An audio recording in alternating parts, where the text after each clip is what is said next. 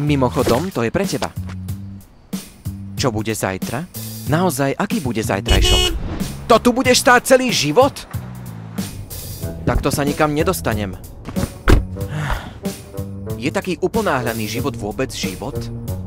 Nie. Prečo sa ponáhľame a ani sa neobzrieme? Pozor!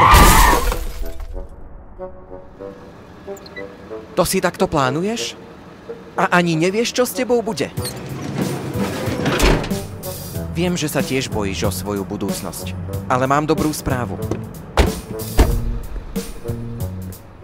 Existuje niekto, kto pozná 100 krokov dopredu a vie, čo bude pre teba najlepšie. Je to Ježiš Kristus. Chce ti dať silu premeniť ťažkosti na dobro.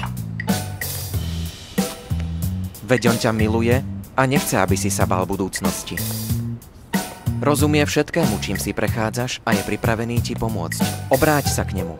Je blízko. Mimochodom, to je pre teba. Čo bude zajtra?